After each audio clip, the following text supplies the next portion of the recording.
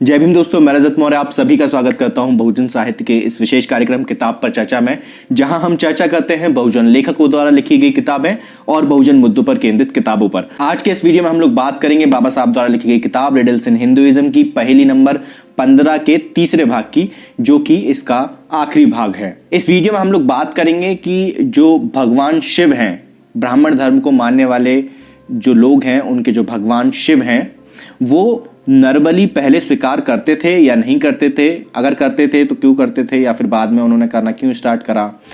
इन सारी चीजों पर हम बात करेंगे। इसके अलावा हम बात करेंगे कि जो मनु के जो सिद्धांत थे उनके विरोध में जाकर इस तरह की नरबली या फिर मानव हिंसा का प्रभुत्व कैसे बढ़ा ब्राह्मण धर्म के अंदर। वीडियो शुरू करने से पहले आप सभी से निवेदन है कि वीडियो को पूरा देखिएगा, बिल्कुल भी स्किप नहीं कीजिएगा। अगर आप इस चैनल पर नए हैं तो चैनल को सब्सक्राइब कर लीजिए, पुराने वीडियोस भी जाकर देखिए। इस किताब के ऊपर प्रॉपर अलग से एक सीरीज बना दी है, साथ में एक नई सीरीज भी मैंने स्टार्ट की है खास मुलाकात के नाम से, जहां पर कि हम बहुजन हस्तियों के इंटरव्यू लेते हैं, उनके जिंदगी के बारे में जानते हैं, समझते हैं और उनके संघर्ष, उनके अचीवमेंट्स के बारे में हम उनसे चर्चा करते हैं। जो विभिन्न सामाजिक मुद्दे हैं उनके ऊपर उनसे चर्चा करते हैं। अगर आप लोग बहुजन साहित्य की आर्थिक मदद करना चाहते हैं, जो कि इस वक्त बेहद ज्यादा जरूरी है मेरे सर्वाइवल के लिए, तो यहां पर स्क्रीन पर मेरे अकाउंट डिटेल आपको शो हो रहे होंगे, उसके माध्यम से आप जितनी चाहें उतनी समर्थन राशि हमें भेज सकते हैं। एक बहुत ही खास शख्सियत है जो कि भारत में नहीं रहते हैं, विदेश में रहते हैं। जैसा कि आप सभी को पता है कि मैंने कहीं दूसरी जगह जॉब ज्वाइन कर ली थी और उसकी वजह से ये चैनल बंद होने वाला था या फिर इस पर कंटेंट जो है वो कम आने वाला था। लेकिन उन्होंने मुझसे कहा कि आप वो जॉब को छोड़कर इस चीज के ऊपर ज्यादा ध्यान दें, और उसके लिए मुझे उन्होंने लास्ट जो इस मंथ के जो मेरे एक्सपेंसेस हैं पूरे उन्होंने वेयर किए हैं। उन्होंने इस मंथ का मेरा पूरा खर्चा उठाया है, जिसकी वजह से मैं यहाँ पर वीडियोस बना पा रहा हूँ और लगातार वीडियोस अब आते रहेंगे। मेरी कोशिश ये रहेगी कि दिन में मिनिमम एक वीडियो आए और मैक्सिमम 2 वीडियो में पब्लिश करूँ। तो उन शख्स का मैं यहाँ नाम तो नहीं लूंगा, लेकिन मैं उनका तहे दिल से शुक्रिया अदा करता हूँ। और आप लोग जो बाकी के जितने भी हमारे समर्थक हैं, बहुजन साहित्य चैनल के जो सपोर्टर हैं, उनमें से भी कुछ लोगों ने मुझे सपोर्ट किया, फाइनेंशियली सपोर्ट करा, उन सब का तहे दिल से शुक्रिया। आप लोग अगर इसी तरह मेरा सपोर्ट करेंगे, मेरा प्रोत्साहन बढ़ाएंगे, तो फिर हम इस काम को और बड़े लेवल पर ले जाकर करेंगे, जो कि बेहद ज़्यादा जरूरी है। हमें इस चीज़ को समझना होगा कि अगर हमारे खुद के प्लेटफॉर्म्स नहीं होंगे तो फिर हम अपनी बात को हर जगह नहीं पहुंचा पाएंगे। आज की डेट में आपको पता है कि मैक्सिमम जो लोग हैं वो न्यूज़ इंडस्ट्री की तरफ ज़्यादा रुझान रखते हैं रेदर देन इस तरह के मुद्दों पर बात करने के, लिटरेचर के मुद्दों पर, हिस्ट्री के रिगार्डिंग या जो पॉलिटिकल जो लिटरेचर हमारे पास अवेलेबल है उसके बारे में बहुत कम लोग बात करते हैं।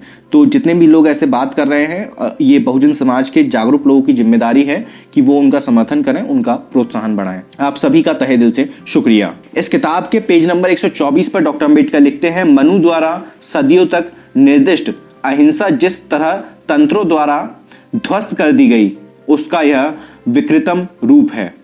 मतलब डॉक्टर अम्बेडकर ये कहना चाह रहे हैं कि मनु ने जिस तरह की हिंसा के ऊपर रोक लगा दी थी, लेकिन बाद में ये जो तंत्र विद्या जो ब्राह्मण धर्म में आई, जो कि जाहिर सी बात है कि ब्राह्मण लोगों द्वारा ही लाई गई होगी, क्योंकि उनके अलावा तो और कोई पठन पाठन का काम करता नहीं था, उसकी वजह से जो मनु के जो सिद्धांत थे जो कि अहिंसा पर आधारित थे, कुछ हद तक वो ध्वस्त कर दिए गए। इसमें पशु और मानव हिंसा का प्रभुत्व है। हिंसा का यह उपदेश जो काली पुराण के रुधिर अध्याय में दिया गया है काफी प्रचलित हो गया था। पशु बलि के फिर से शुरू होने के प्रमाण कलकत्ता के काली मंदिर में मिलते हैं। यहाँ पर जो कलकत्ता का जो काली मंदिर है, वहां आज भी पशु बलि दी जाती है। यह मंदिर पूरी तरह वधशाला बन गया है, जहां हजारों बकरे देवी काली को प्रसन्न करने के लिए चढ़ाए जाते हैं। यह काली पुराण के उपदेश का परिणाम है। आजकल काली देवी को मनुष्य बलि नहीं चढ़ाई जाती, क्योंकि जिस समय जब डॉक्टर अम्बेडकर ये लिख रहे हैं उस समय अंग्रेजों का राज चल रहा था, तो उस समय भी इस तरह की जो बहुत कुरीतियां थी, अंग्रेजों ने भी इसके ऊपर काम किया था काफी हद तक, और उन कुरीतियों को कम करने की कोशिश की थी, जिसकी वजह से उस समय नरबलि चढ़ाना बंद हो गया था, और ये आज भी बंद ही है। लेकिन फिर भी कुछ जगह पर ऐसी घटनाएं हमें आज भी देखने को मिलती हैं। हालांकि बाद में उसके ऊपर कार्रवाई होती है, लेकिन वो घटनाएं वो बलियां तो चढ़ाई जाती हैं। चढ़ाई दी जाती हैं। लेकिन इसका यह मतलब नहीं है कि ऐसा कभी हुआ ही नहीं। इसके उलट ऐसे अनेक साक्ष्य हैं कि काली पुराण के उपदेशों के अनुसार पशु बलि की तरह ही मानव बलि भी दी जाती थी। डॉक्टर राजेंद्र लाल मित्र ने लिखा है। अब यहाँ पर बाबा साहब जो हैं डॉक्टर राजेंद्र लाल एक कोई व्यक्ति रहे होंगे जिन्होंने एक किताब लिखी होगी, उस किताब के हवाले से यहाँ पर उनको कोट करते हुए डॉक्टर अंबेडकर लिख रहे हैं। यह सर्वविवादित है कि बहुत समय तक यह पूजा, मनुष्य बलि की जो पूजा है, पूरे हिंदुस्तान में आम बात थी। ऐसे लोगों का अभाव नहीं है जिन्हें संदेह है कि भारत में कुछ ऐसे स्थल हैं जहां देवी को प्रसन्न करने के लिए कभी कभार आज भी मनुष्य बलि दे दी जाती है। वामाचारियों से संबंध रखने वाले पुराने परिवारों में जिनके पूर्वजों ने दुर्गा और काली पूजा में विधि पूर्वक मानव बलियां दी थीं, आजकल भी जीवित मनुष्यों के स्थान पर उनके पुतलों की बलि चढ़ाई जाती है। 1 फुट ऊंचा पुतला खोए से बनाया जाता है और काली पुराण की विधि के अनुसार उसका बलिदान किया जाता है। अंतर केवल इतना है कि उस पुतले में प्राण प्रतिष्ठा के लिए कुछ मंत्र और जोड़ दिए गए हैं। मतलब कि पहले जहां पर सीधा नर बलि, मनुष्य की बलि दे दी जाती थी, अब उसका रिप्लेसमेंट हो गया। मतलब कुछ टाइम बाद उसका रिप्लेसमेंट हो गया। वो रिप्लेसमेंट क्या था कि 1 फुट खोए का मनुष्य की एक आकृति बनाई जाएगी, एक मूर्ति टाइप की स्टैचू वगैरह बनाया जाएगा खोए से, फिर उसमें उसके प्राण प्रतिष्ठान किया जाएगा, मतलब उसमें जान डाली जाएगी मंत्रों के द्वारा। अब ये तो आप लोगों को पता है कि ये टेक्निकली पॉसिबल है नहीं है, इस पर तो मेरे कुछ कहने की जरूरत नहीं है।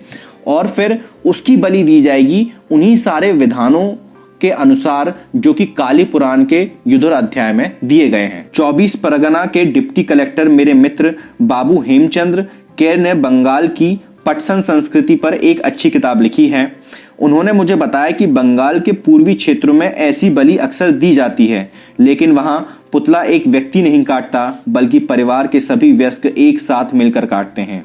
वे या तो अलग अलग चाकुओं से एक साथ वार करते हैं या एक ही चाकू को सारे मिलकर पकड़ लेते हैं। इसे शत्रु बलि कहते हैं। नरबलि और शत्रु बलि गुप्त रूप से मध्यरात्रि में दी जाती है। बहरहाल शत्रु बलि कालिका पुराण की नरबलि से एक विभिन्न पूजा है जिसका निर्देश वृण्यल तंत्र में है, जिसमें कहा गया है कि उल्लेखित अन्य पूजाएं संपूर्ण हो जाने के बाद राजा को खोए से बने अपने शत्रु पुतला स्वरूप की बलि देनी चाहिए। उसे अग्नि के समान दहकती आंखों से देखें, उस पर भरपूर वार करें और एक ही बारी में उसके 2 टुकड़े कर दें। इससे पूर्व उसकी प्राण प्रतिष्ठा कर ली जाए और जिस व्यक्ति का विनाश किया जाना है उसका नाम लिया जाए। हे पार्वती, ऐसा करने से उसके शत्रु का अवश्य नाश हो जाता है। इस तरह की सारी चीजें घटित होती रही थी और जिसका हमारे पास लिटरेचरी एविडेंसेस के रूप में ये सारी किताबें हैं, ये रेफरेंसेस हैं। डॉक्टर अंबेडकर कोई भी चीज अपने मन से नहीं लिखते, क्योंकि डॉक्टर अंबेडकर का लिटरेचर पर कमांड बहुत ही ज्यादा स्ट्रांग थी। वो लिटरेचर को बहुत डिटेल में स्टडी करते थे, इसलिए डॉक्टर अंबेडकर का जो लिटरेचरी एविडेंस है वो बहुत स्ट्रांग है, उसे कोई काट नहीं सकता। ये चीज हमेशा याद रखिएगा। मैं 2 तरह के एविडेंसेस की बात करता हूं, एक है लिटरेचरी एविडेंस और दूसरा है आर्कियोलॉजिकल एविडेंस। तो जब मैं डॉक्टर अंबेडकर के संदर्भ में बात कर रहा होता हूं तो मैक्सिमम टाइम में लिटरेचरी एविडेंस की ही बात कर रहा होता हूं, क्योंकि डॉक्टर अंबेडकर ने लिटरेचरी एविडेंस को बहुत डिटेल में हमारे सामने रखा हुआ है। आर्कियोलॉजिकल एविडेंस उस समय इतने ज्यादा थे नहीं, तो उस पर उन्होंने काम किया नहीं, लेकिन अगर मेरा ऐसा मानना है अगर वो आज होते तो बहुत डिटेल में काम करते इस पर। इस संबंध में जानना महत्वपूर्ण है कि काली शिव की पत्नी है। प्रश्न यह है कि क्या शिव पशु बलि स्वीकार करते हैं? उत्तर यह है कि एक समय शिव पशु बलि पर निर्भर थे। आज के शिव भक्तों को यह बात अनोखी लग सकती, परंतु यह सत्य है और जो कोई इसका प्रमाण चाहे वह अश्वलायन ग्रह सूत्र देखे, जिसमें शिव की संतुष्टि के लिए वृषभ की बलि का विस्तृत वर्णन है। मैं इस अश्वलायन ग्रह सूत्र का पाठ यथावश प्रस्तुत करता हूं। उसका कथन है। अब यहाँ पर डॉक्टर अंबेडकर अश्वलायन ग्रह सूत्र से तकरीबन 44 पॉइंट यहाँ पर सूचीबद्ध करते हैं। मैं इसमें से कुछ 4-5 पॉइंट ही पढ़कर आपको बताऊंगा और फिर इस पहेली का मैं कंक्लूजन, आखिरी का जो पैरा है वो पढ़कर इस पहेली को खत्म करूंगा। उसके बाद फिर हम 16वीं पहेली के ऊपर आगे बढ़ेंगे अगले वीडियो में। तो यहाँ पर क्या लिखा जाता है? अब छिद्रित वृषभ रुद्र के लिए बलि चढ़ाया जाए। रुद्र के लिए बलि चढ़ाया जाता है आद्र नक्षत्र में, पतझर अथवा वसंत में, अपने झुंड में समाविष्ट। वृषभ न कोड़ी और न ही चितला। यहां पर डॉक्टर अंबेडकर जो इससे पहले वाले पैरा में बता रहे थे कि वृषभ की बलि का विस्तृत वर्णन दिया गया है, तो उसी का यहां पर डॉक्टर अंबेडकर जिक्र कर रहे हैं। फिर आगे लिखते हैं सिर से पूंछ तक, ये पॉइंट्स हैं, मैं पॉइंट्स आपको पढ़ के बता रहा हूं। मंत्र, महान देव रुद्र के लिए तैयार हो जा, वह उसे बड़ा होने दे, जब उसके दांत आ जाएं अथवा वृषभ बन जाए, मतलब जब उसके दांत आ जाएं, बड़े होने दो, उसके बाद उसकी बलि चढ़ाओ, उस क्षेत्र में जो विशिष्ट रूप से शुद्ध हो, ऐसे स्थान पर जो गांव से दिखाई न दे, मध्य रात्रि के पश्चात, मतलब आधी रात के बाद में, कुछ के मत में सूर्योदय के पश्चात, कुछ लोगों के अनुसार सूर्योदय के पश्चात, मतलब मॉर्निंग से थोड़ा समय बाद। फिर पूजा के अज्ञात ब्राह्मणों को बिठाएं, इससे पहले पेड़ के पत्तेदार तने से बलिखंभ बनाएं, उनमें 2 लताओं अथवा कुश की 2 रस्सियां मेखला की तरह बांधें, एक सिरा बलि पशु के सिर के मध्य में बांधें, फिर वही मंत्र बोलें कि जिसकी बलि के लिए लाया गया है उसकी सहमति से मैं तुझे बांधता हूं। फिर श्रुति के अनुसार पत्री के साथ बलि दें। फिर उसके बाद अथवा अंतिम 6 भाग सूत्र के, अथवा मंत्र रुद्र के लिए स्वाहा, इस तरह के बहुत सारे सूत्र इसमें दिए गए हैं। वह बलि के भाग में साझीदार नहीं होगा, वह बलि से समृद्ध कोई पदार्थ गांव में नहीं ले जाएंगे, वह बलि स्थान से अपने लोगों को दूर रखेंगे। बलिदान के पश्चात वह अन्य पशु न खाएं, उसे ऐसे पशुओं का अभाव नहीं रहेगा, फिर वह पशु विहीन नहीं रहेगा, ऐसा जाना जाता है। श्रुति में ऐसा कहा गया, इसलिए कहा गया यहाँ पर। वह संततीय मंत्र जपता हुआ अपने घर जाए, पके भोजन का भोग जो उसने बलि में चढ़ाया है, बलि स्थल की घास व आज्य पिघलाया हुआ घी आग में डाल दिया जाए और वह अपनी गायों को धुएं के बीच से निकाले। संततीय मंत्र पढ़ते हुए वह पशुओं के बीच जाए। शौनक को नमन, और ये आखिरी जो सूत्र था वो मैंने आपको पढ़ के बताया यहाँ पर 44वां।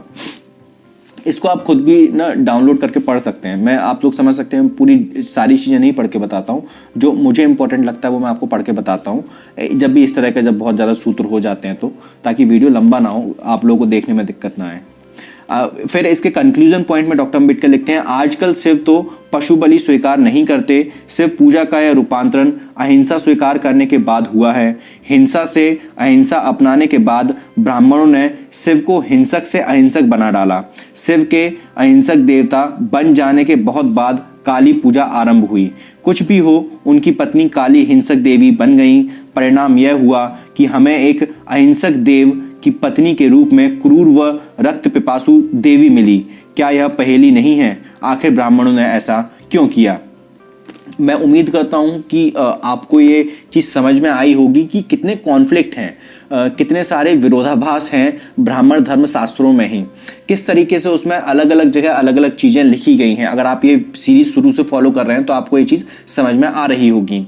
इसी तरह जो इस पहेली का जो पूरा क्रस्ट है वो यही है कि जो मनु है वो पहले जो मानव हिंसा जो है, यानी कि जो नर बलि है, उसका विरोध करता है, लेकिन बाद में फिर वही ब्राह्मण जो मनु के नाम पर इतना सब राजनीति करते हैं, आज की डेट में भी, उस समय भी करते रहे होंगे, ऐसा मेरा अनुमान है, तो वही लोग मनु की उन शिक्षाओं को त्याग देते हैं और तंत्रों का अभाव, तंत्रों का प्रभाव इतना बढ़ जाता है कि वहां पर मानव बलि की प्रथाएं बढ़ जाती हैं। मानव बलि की प्रथा इतनी वर्चस्व धारण कर लेती है कि लोगों की बलि चढ़ाई जाने लगती है, जानवरों की तो बलि चढ़ाई जा रही थी। उसके बाद जब मानव बलि वर्जित होने लगी, जब कुछ ऐसे समाज में लोग आए जो कि उनका विरोध कर रहे हैं, तो फिर ब्राह्मणों ने एक और चीज जोड़ दी कि आप एक काम करो, खोए का पुतला बनाकर उसको काट दो, ताकि अल्टीमेटली कर्मकांड बना रहे, और कर्मकांड रहेगा तभी तो ब्राह्मण का पेट पलेगा। ये चीज तो आप लोगों को पता है कि कर्मकांड से का सीधा लिंक होता है ब्राह्मण के पेट से। तो इस चीज को हमें समझना पड़ेगा, जब तक हम नहीं समझेंगे कोई मतलब नहीं निकलेगा। अब यहां पर वो ब्राह्मण ऑफेंड ना हो जो लोग कर्मकांड नहीं कराते।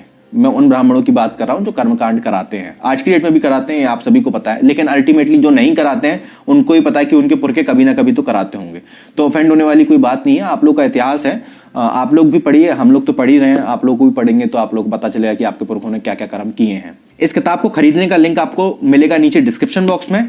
ये वीडियो आप लोगों को कैसा लगा नीचे कमेंट करके जरूर बताइए। मैं रजत मौर्य मिलता हूं आपसे अगले वीडियो में फिर किसी किताब के साथ। तब तक अपना और अपनों का ध्यान रखें, पढ़ने की आदत को विकसित करें, क्योंकि पढ़ेगा इंडिया तभी तो बढ़ेगा इंडिया। जय भीम, जय भारत, जय संविधान, जय जोहार।